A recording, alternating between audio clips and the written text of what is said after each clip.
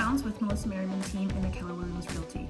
I'm here to talk to you about how to invest your money in real estate. I am constantly asked questions about how do I move forward with buying an investment property.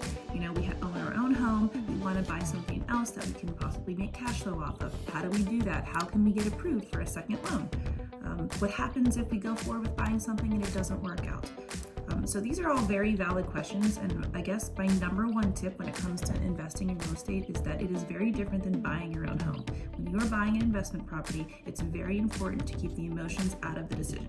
It is a business transaction. So whenever you go forward with putting an offer in a property and your lender is working that process out, you really need to keep in mind that there is a high likelihood that that transaction will not work out.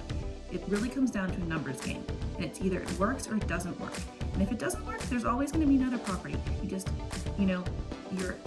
free and clear out of that contract based on the terms of your offer, and we can move on and find something else.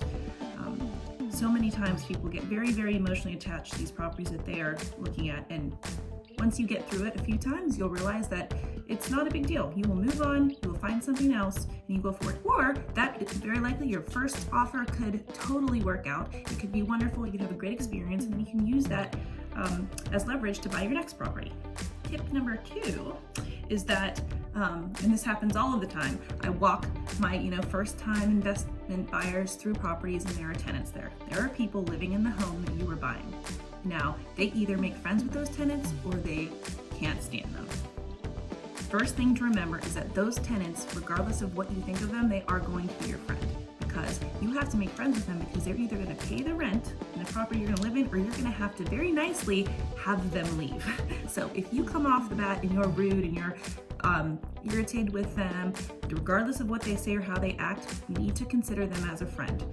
Those tenants are your biggest allies. They can tell you everything about that property. They've lived there sometimes 10 years, 15 years, maybe even just if they've been there a year. They know a lot more about that property than you do, so you need to consider them as a friend, and then realize anything you can about that property from them, and then you can make your decisions moving forward after you get that information. And then continue to just be kind to them, because ultimately they are giving you what you want, which is paying you a paycheck to make that property make money. The number 3 question that I always get asked is, what if I can't rent it? Okay, so I know there's lots of concern about the interest rates rising and people not being able to afford to buy homes. Well, good thing for you as an investor is that statistically and historically, the rates of commercial lending have stayed pretty much the same, even through all of this pandemic and everything that happened in the past and moving forward. So as far as your rates, that's really not going to make a difference. But what does happen residentially is that drives people into the rental market, which actually drives the need for renting and for the rent costs to increase. So when it comes to your investment, the likelihood of you not being able to find a tenant is very, very slim.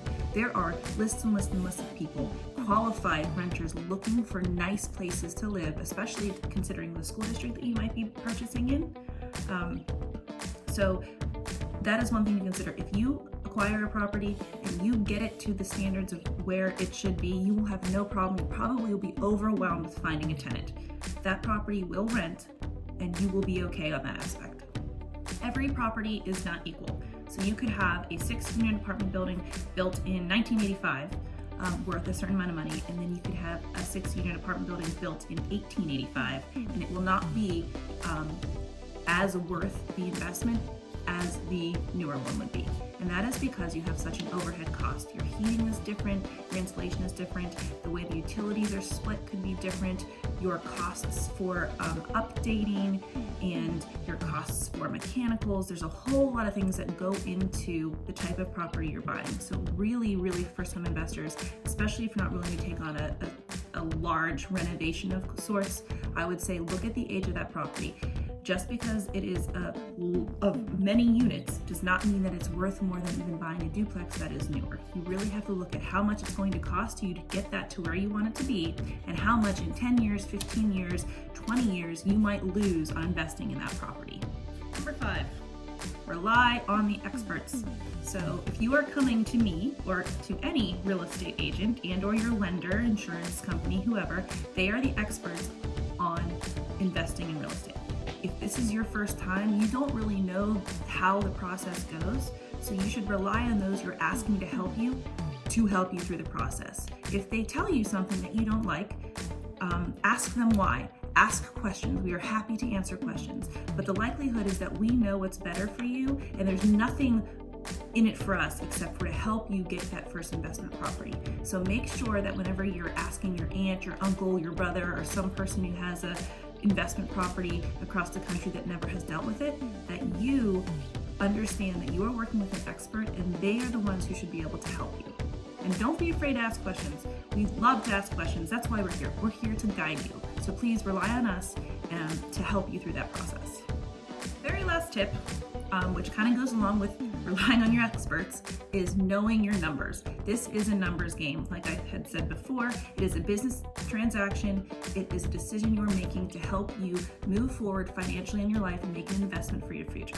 So if you are not a numbers person, and maybe you don't understand all of the terminology that it comes along with investing in real estate, make sure that you talk to your experts, whether that is your lender, your real estate agent, your insurance company, your tax person.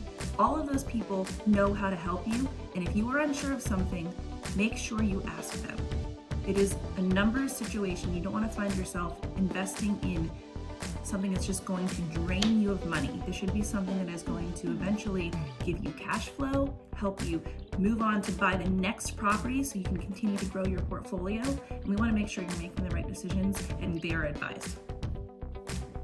Thanks for tuning in, and if you have any other questions about investing in real estate or real estate in general, I'm again Kayla Downs from the Melissa Merriman team and Keller Williams Realty. We would love to meet with you, talk with you, answer any questions that you might have, and help you invest in your future in real estate.